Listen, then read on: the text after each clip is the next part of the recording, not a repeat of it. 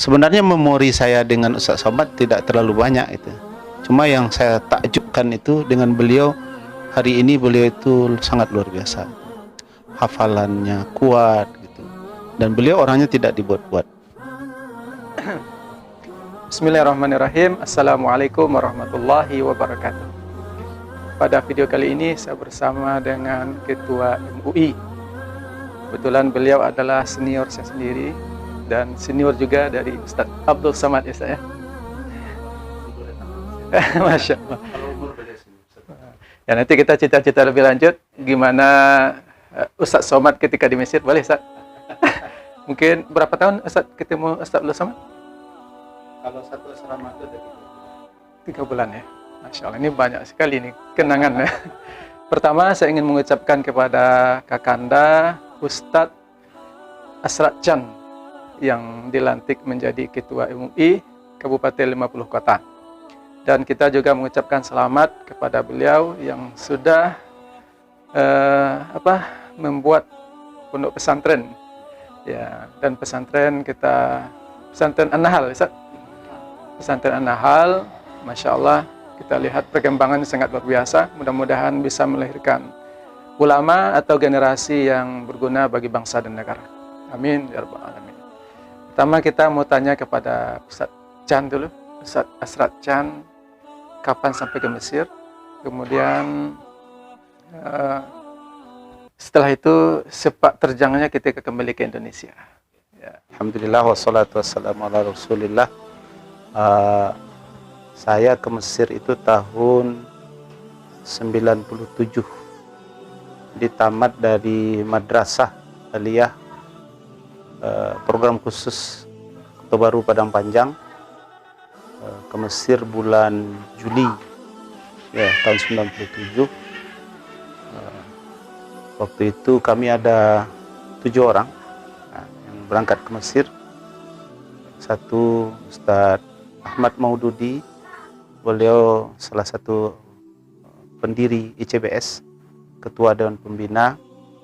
Kemudian juga ada Ustadz Faisal yang sekarang jadi Ketua Pengadilan Agama di Siak. Kemudian juga ada Ustadz Rijlan yang jadi Ketua Pengadilan Agama di Jambi. Kemudian juga ada Ustadz Ridho, ini pemain bola, sekarang dosen di Kerinci. LC semua itu, LC DMA semua itu sepertinya, DMA semua. Kemudian ada Ustadz Hanafi Yunus, sekarang jadi pimpinan pondok di Kepri, Pulau Riau. Jadi kita berangkat bersama ke Mesir itu dan terjun bebas, istilahnya terjun bebas ya. Terjun bebas itu tanpa beasiswa. Jadi berangkat dengan modal, mungkin kalau untuk saya pribadi mungkin modalnya memang modal nekat, karena kata Papa dan Mama waktu itu, kata beliau, ini uangnya cukup kan ya untuk sampai tamat gitu. Sampai tamat kuliah gitu. Jadi berbekal itu kita yakin insya Allah akan ada kemudahan-kemudahan gitu. Jadi Mesir kita tinggal di Hai Ashir namanya. Jadi sama teman-teman ada yang pilih kuliah syariah, ada yang milih kuliah usuluddin, ada yang memilih kuliah lughah Arabiah. Kalau saya sendiri memilih kuliah usuluddin, dan di tahun ketiga ambil jurusan hadis. Ambil jurusan jurusan hadis. Nah, jadi 97 tamat tahun 2001 akhir, jazahnya 2002 ya, karena ada tasfiyah 2 gitu. Harus diperbaiki lagi 2. Dan pulang tahun 2002. Tapi sempat dulu kuliah di di Ma'had yang S2 di daerah Zamalek ya. Sempat di sana, tapi karena sudah kerinduan ke kampung halaman, akhirnya pulang dulu gitu. Jadi pulangnya bukan berniat untuk pulang, tidak kembali lagi. Bukan pulang ala tul gitu. Tapi pulang akan kembali lagi niat. Cuma sampai di rumah sepertinya Allah pilihkan yang lain gitu kan. Mengabdi di kampung halaman gitu. Tidak kembali dulu, tidak kembali lagi ke Mesir sampai sekarang gitu. Jadi luar biasa, kerinduan ke Mesir itu luar biasa. Yang betul kata orang, kalau kita udah ke Mesir itu rindu ke Mesir itu. Sungai Nil gitu. Kita kayaknya mau minum air Sungai Nil lagi gitu. Jadi luar biasa gitu. Mudah-mudahan ya suatu saat bisa lagi ke Mesir gitu, bisa menikmati keindahan-keindahan Mesir, bisa berguru ke berbagai tempat gitu. Dan itu yang dirindukan gitu. Wallahu alam gitu. Mudah-mudahan dalam waktu dekat bisa ke Mesir lagi insyaallah. Jadi kalau mengenang Mesir itu rasa-rasa mau pulang kampung aja. Udah lama enggak melihat kampung. Nah, seperti itu. Jadi seperti itu ceritanya di Mesir dengan gelar LC, lulusan COVID ya, lulusan COVID ya.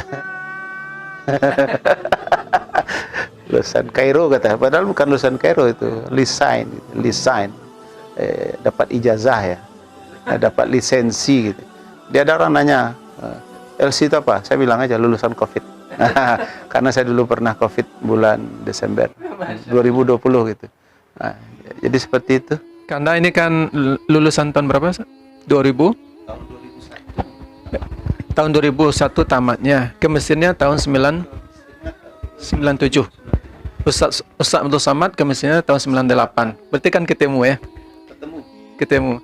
Kira-kira apa kenangan yang Kanda bisa bagikan kepada pemirsa sahabat kita?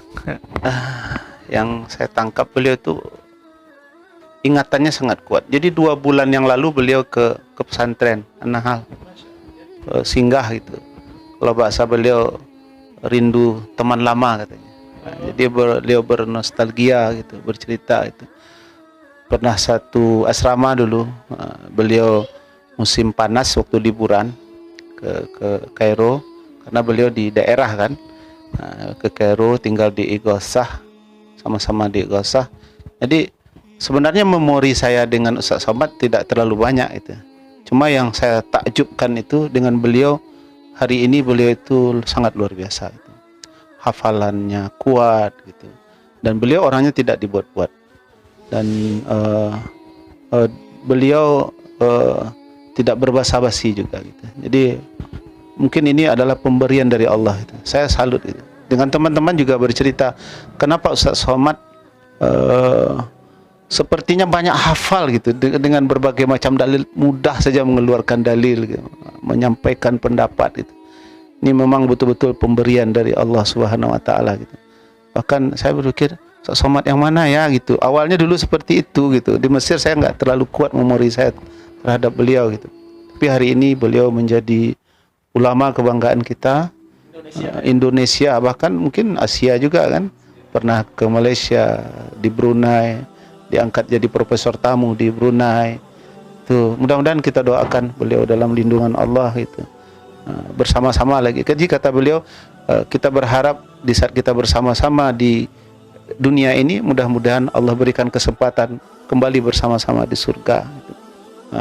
Di Ustaz, kalau enggak ketemu saya nanti di surga, tolong cari saya. Seperti itu bahasa beliau. Luar biasa, orangnya tawaduk, tawaduk.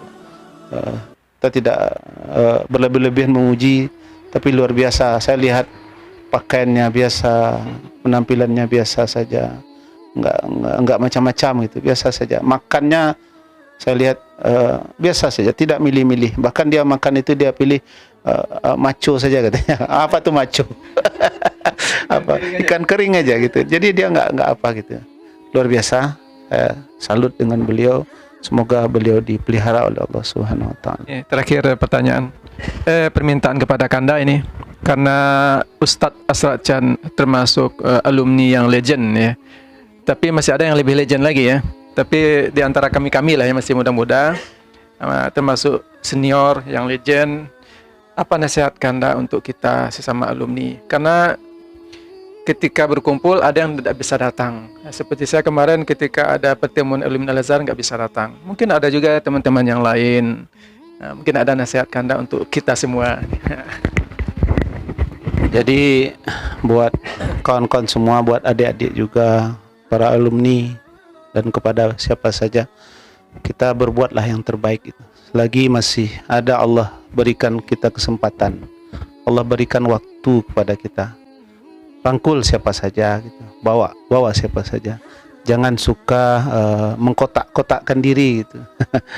buat kelompok yang seolah-olah kita sajalah yang benar, yang lain tidak. Jangan gitu.